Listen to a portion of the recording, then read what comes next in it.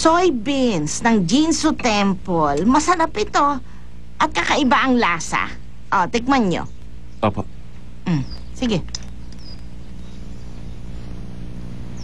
At ito, ang toyo. 5 taon na ginagamit namin. Sa tingin mo mahahanap mo to? Oo. Hindi. Wala yung halong asin. Oo. Pwede ng glasswort. Sa loob ng air bladder, yung karne ng croaker, sea urchin, at glasswort. Bossing! Halika muna, dali! Bakit? May papakita ako sa'yo! Hindiwan mo na ako! Ano yan? Ito ang putahe ni Direktor Gong. Kinuha ko na wala nakakalam. Tigman mo, dali! Poldo? Sino nagsabi sa'yong gawin mo to? Hindi ko yan kailangan. Kailangan mo matikman ang gawa niya. Alisin mo sabi yan! Sino nagsabing gawin mo yan? Wala naman akong sinabi sa'yo, ah.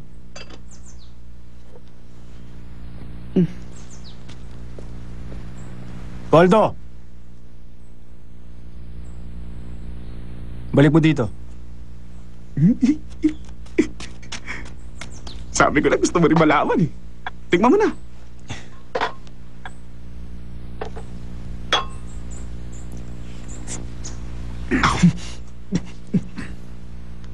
Ang sarap nito ah. Hindi pa ako nakakatikin ng ganitong dumpling. Hindi ko akalain na ganito kasarap ang bladder. Bossing, masarap din yung sabaw.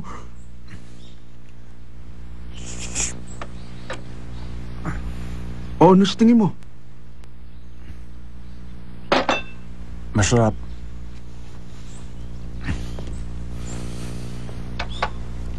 Alam mo kung anong ginawa ni Kuya? Hindi ko alam yung sa kanya. Hindi pa siya gumagawa ng kahit ano sa kusina eh.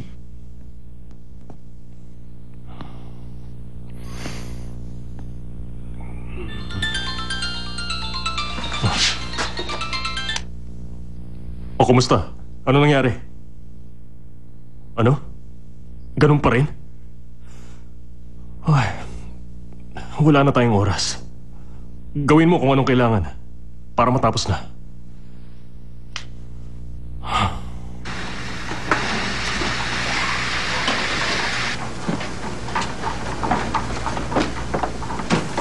Wow! Ang galing! Sa 3 ginawa mo, bossing, ito na ang pinakamaganda.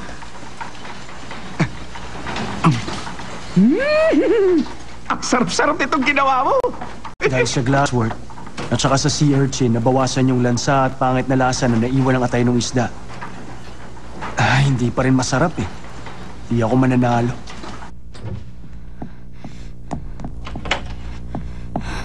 May problema tayo, Robert. Ano yun?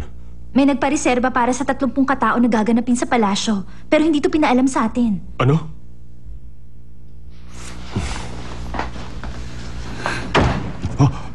Paano to nangyari? Hindi ganun kadali magluto! Pasensya na. May mali sa ginawang reservation. Umihingi ako ng paumanhin. Makinig!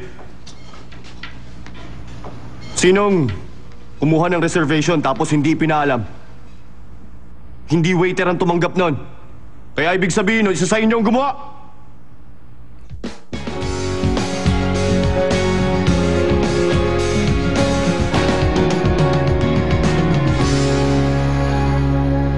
Sa bawat oras na di ka pinagkan, lagi na lang iniisip. Magaling ang ginawa ninyong 3. Mahirap magdesisyon kung sino talaga ang magaling. Ang mga niluto nyo ay kahanga-hanga rin. Ipinakita ninyo ang inyong galing at kaalaman, pero nabigo kayong mailabas ang lasa ng mga pangunahing sangkap. Sa pagluluto, mahalagang matuklasan ang kakaibang lasa ng mga sangkap na ginamit ninyo ngayon. Kapag pinagsama nyo ang inyong galing, makukumpleto ang putahe. Totoo bang ang mga royal dishes ay tradisyonal?